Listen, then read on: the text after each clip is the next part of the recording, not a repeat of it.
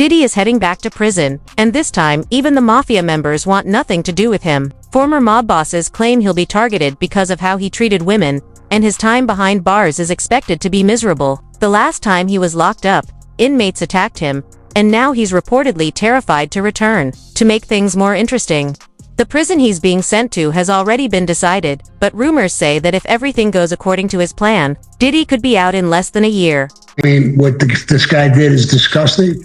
I don't think there's a person alive, a man or a woman, especially women, who are not going to hate this guy. Whatever he did was completely disgusting. It's beyond criminal. I don't even know what it is. I look at it like he disgraced everybody. He disgraced the black race by being a black man. I know a lot of black people, and they hate him for it because it painted a picture towards all of them. I think it's being followed all over the world. If he's not found guilty, or he's cut free, or he does a short amount of time, I mean, I could only imagine what the whole world would think. This is a disgusting... Diddy's 50-month sentence is being called a complete joke. The only reason he managed to get off so lightly, people say, is because he's been cooperating with the feds. Suge Knight actually predicted this months ago, and now he claims Diddy's special treatment proves it. With his deep connections to the government, it looks like all the information Diddy handed over is finally paying off for him. Great day for the family. Overall, though, it's not surprising. You know, we do all know one thing, like I said before, Puffy has strong ties with the government, with the feds, and anybody else would have been cooked, done. I mean, that's the first time in history that a person is going to get sentenced and they can actually put on a campaign like they're running for the president of the United States, where they can show videos and pretty much everything. Only thing I was waiting on was the fact that I was waiting on him to bring out the DJ and start playing music and let him do what he do best, dance and shake that ass and end up with no time. And the other side of it is that, well, the sad side of it is that I couldn't believe that not one of his baby mothers came in to support him or testify. And I was surprised by that because that shows a lot about the character. I still think it's fair that Puffy got less time because the other people who's involved in this case, other executives, other people, they didn't get punished at all. They walked away untouched. So in society, it's a fair side, and it's bullshit. Are even rumors swirling about a possible pardon, and Trump himself has confirmed that Diddy reached out to him asking for one. Sean Diddy Combs has asked him for a pardon. I have a lot of people have asked me for pardons. I call him Puff Daddy has asked me for a pardon. Combs is serving a 4-year sentence in a New York City jail on 2 prostitution-related charges. Attorneys for Combs have not commented on President Trump. This is the same pardon Diddy had been trying to secure even before his sentence was announced. The feds allegedly warned him about what was coming, and he began preparing long before it happened. According to Diddy's lawyer, Mark Agnew, Diddy instructed his team to reach out to Trump and tell him directly, "I need a pardon." Your White House official declined to comment on, quote, speculation and told us any decision on pardons would come from the president himself. Combs' attorney, Mark Agnew, said he has not talked to the Trump administration about it. You mean to tell me that you really have nothing to do with a possible pardon right now? Nothing. I have nothing to do with a possible pardon. What is Sean Combs saying about the possibility of the pardon? I think he knows I'm not political. We've never discussed it other than I tell him what's in the news about it. But, you know. And what's his reaction? Does he laugh? Does he say, let's look into it? What does he say? Go tell him that I need a pardon. Go tell him I deserve a pardon. That's what he said. How are you preparing him? So, I tell him what the guidelines are, you know, and the guidelines are about 2 or 3 years. And I tell him, the judge could go above the guidelines. Do you have any regrets in how you tried this case? It's a good question. Not really. Not really. You called the relationship between Combs and Ventura a great modern love story. Ventura says she was raped, physically abused, and became addicted to drugs because of Combs.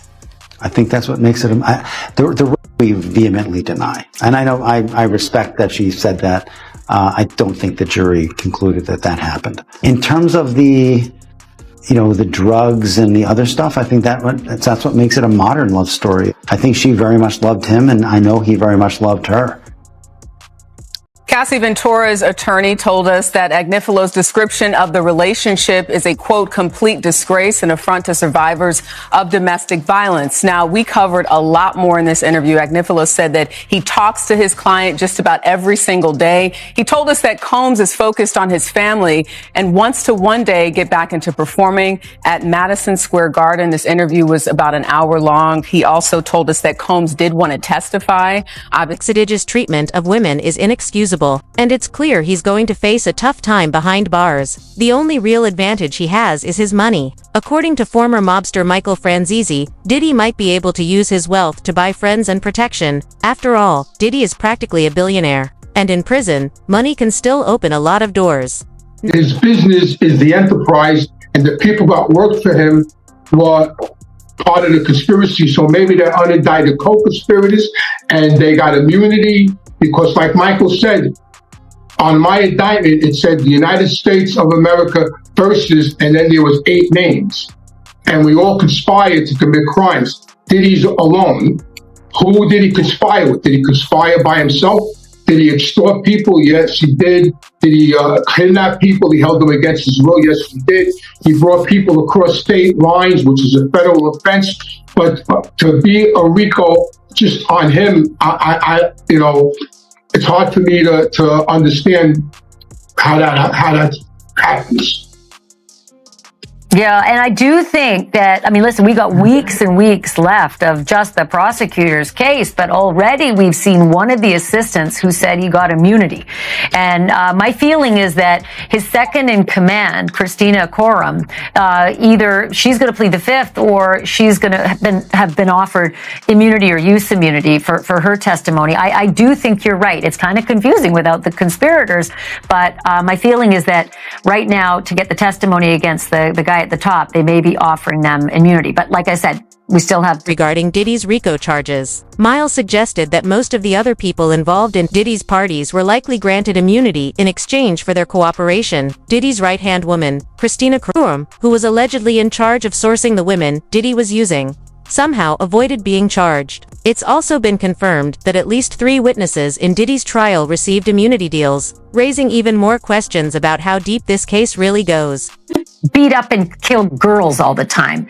Do you see a big difference here with the kind of behavior Diddy's accused of doing compared to the behavior of mobsters? Oh, absolutely. Let me say this. I always take the position, someone's innocent until proven guilty. That's just my position all the time. However, we have seen certain things. I think everybody has seen the hotel video where he was obviously beating her up. And the testimony has been absolutely despicable. And nobody in my former life would ever approve of something like that. And I think Anthony will vouch for that. We didn't beat up women. We didn't do things like that. We were taught to respect women in a big way, especially our families. So, in our life, if you violated another made man's wife, daughter, sister, mother, you're in a lot of trouble. So we didn't stand for that in any way, shape, or form. And like I said, the acts that are being described here are disgusting, despicable. If somebody like that was in our former life, he wouldn't last, quite honestly. And again, I would love to hear, I believe that the defense is going to attack the RICO statute here. You said, possibly there are witnesses that have been given immunity. Not possibly, 100%. That's how government builds cases. They go after people, they get them to cooperate, and they give them immunity. So like Anthony said, there's probably several unindicted co-conspirators here that all decided, hey, we're not going to take the fall, we're going to cooperate. going to testify, and that's why they weren't indicted. So I would believe that what Anthony said, that, they're going to use the theory that you said, that the whole, Bad Boy Records was a criminal enterprise. He was at the top of it. He used these other people to implement his criminal schemes, and that's how they charged him with RICO. But these acts are just, the real question is, how did this go on for 20 years? 20 years this was going on. A guy as high profile as that, and I've said this before, and nobody gets charged for it. It's allowed to continue for 20 years. There's no question that people knew that this was going on. There were high profile people involved. How does something like this go on? There are still people who plan to go after Diddy.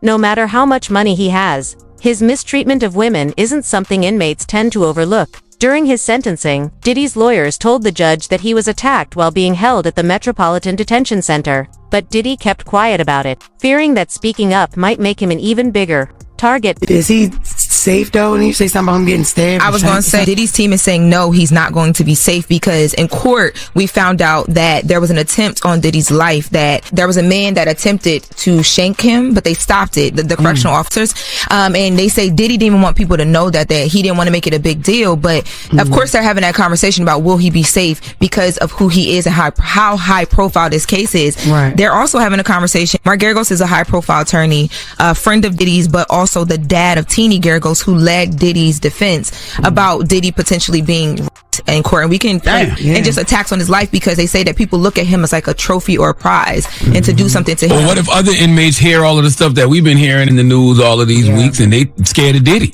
That's not how they presented it. I don't. That's crazy to say Diddy's a trophy. Like, he's looked at as a trophy in jail. City's legal team has also pushed for him to serve his time in a low-security prison that offers a special drug rehabilitation program. If things go according to his plan, Diddy could end up serving only about a year behind bars. The program allows inmates to reduce their sentence if they were struggling with drug addiction at the time of their crimes. However, there's still a chance Diddy could be denied entry into the program because of his history of violence. I have a little bit of time left. I got to switch gears real quick to Diddy.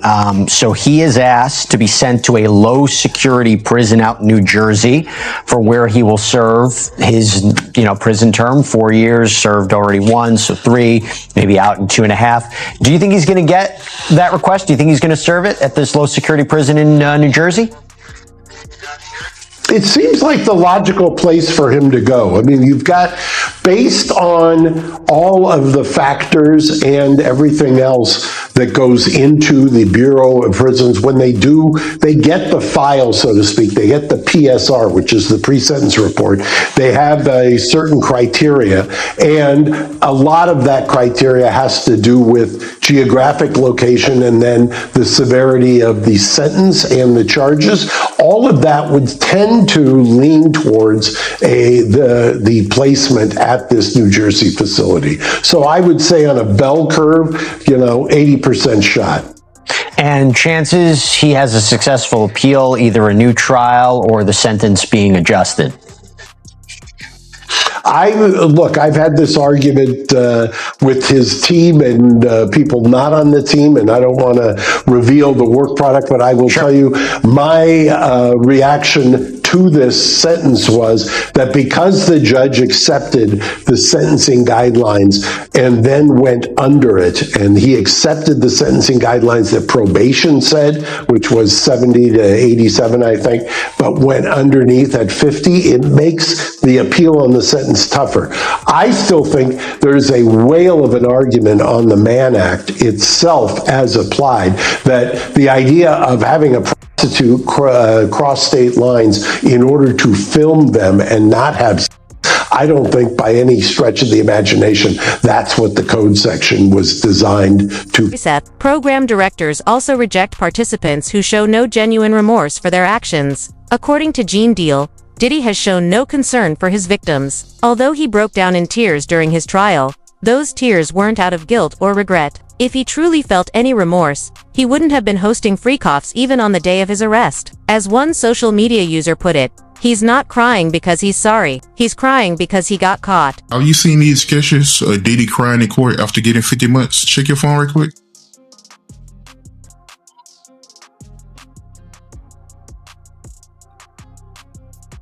Man, looking at these pictures, Diddy in court. The artist got him, you know, looking at these pictures with Diddy in court, bruh. The artist got him crying. The artist got him holding his head. The artist got him dropping to his knees at the time of the verdict, crying on the chair.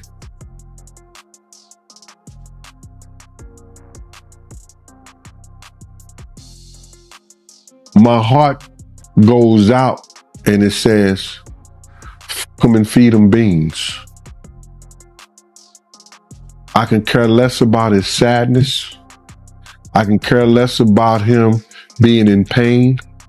I can care less about what he has to be faced with in court or in jail now. I don't have no remorseful feelings for him, bro. You understand? This is somebody that at one time I would have given my own life for. And to know this nigga was trying to get people to take my life because I was trying to teach them to be right by people and tell them to be right by people. I have no remorse for this dude, bro. To see him like that, I know there is a God. And you can feel all the way you want to feel about me. You can say whatever you want to say about me. But karma is a mother. The judge gave him 50 months, but you got to realize he already had 14 months in it, practically. And he's going to get credit for 2 months of that 14 months. That give him 16 months. He's going to do 24 months, which is going to give him about 30 months because he only had to do 85% in the feds, and he goes to probably a halfway house. So he got off like a fat rat in a cheese factory. But for a dude like Diddy going to jail and spending all that time, you know, I'm not saying it's going to be rough or nothing like that because his former president of Bad Boy, Kirk Burrows, with the federal jail. You understand? Lil' Kim with the federal jail. So, you know, because the type of dude he is, you know, he'll make it. He'll be all right. And plus, they're going to send him to a camp, bruh. He'll be in somebody camp or somebody dormitory, whereas that it'll be real light for him. So, you know, he'll see the streets back again in 24 months. He'll be out within 2 years. It seems like a lot saying 50 months and everything like that, but it's not really a lot. Not at all, bro. It's not a lot at all. You know what I'm saying? I know for executive, somebody who's been Diddy has never shown any sympathy for his victims. So it's hard to see why anyone should feel sympathy for him now. Every action he took and every secret he tried to hide is finally catching up to him. Even those who once stood by his side are now walking away, realizing the truth of who he really is. Diddy is not a victim. He's facing the consequences of his own choices. So you don't got no kind of sympathy for him, seeing them pictures, him crying and... Bro, let me just tell you something, man. God is good. I don't have no sympathy. I never have sympathy for somebody who is trying to take me from mine. You understand? Was he thinking about when he was telling people to get at Big Gene, to do this to Big Gene? Was he thinking about what if them dudes would have did that? Would he been thinking about me? Nah, bruh. Would he broke down and start crying for me? Nah, bruh. I don't have no sympathy for him. To see him like that, I know God is good. And God showed him. He can make you, he can break you. And I'ma say it again. You might get flagged for this. I'm happier than a figure in a barrel of dicks, bruh. Don't you see the smile on my face? Bruh, I'm gonna be totally honest with you. I don't have no sympathy at all. If Diddy was working with the feds, It's still shocking that his behavior was allowed to continue for so long. Authorities were aware of what was going on and how many victims were involved. Yet they failed to intervene. Diddy openly bragged about his actions on live TV, seemingly confident that his cooperation with the feds had granted him immunity from any real consequences. What we know now, the filth of his behavior, the absolute filth of his behavior when it came to how he treats women. One woman, absolutely. The others, so far, it's just an accusation. How will he fare behind bars?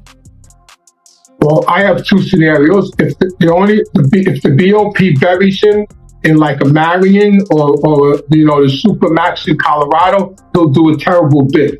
But if he goes to, my opinion, if he goes to a regular federal prison, he's going to be fine because the kids there, the people there, he has a lot of money. He's still, he's in the music business. Everybody wants to be a hip hop artist. He's going to do fine in prison. He's going to do a good bid. He's got a ton of money, and he's going to do fine in prison unless the BOP buries him in a Supermax. That's the only way he's going to have issues. Other than that, I don't think he's going to have a problem with a certain group of people. Maybe mob guys might shun him. I'm sure people might throw, innuendos at him. He might have a fight or two, but overall, I think he's going to do fine in there because of who he is and all his money. Just like Madoff did fine in there and all these other criminals. Tell me why you think he would have a tougher time at a Supermax. What would be the difference and what would that tougher time look like? He'll be isolated. You get an hour a day. He'll be locked in a cell 23 hours a day. He'll have no rep. He'll have no contact to the outside world. He'll have nobody to talk to. He'll be just alone, isolated. And that's hard on a person to be isolated like that.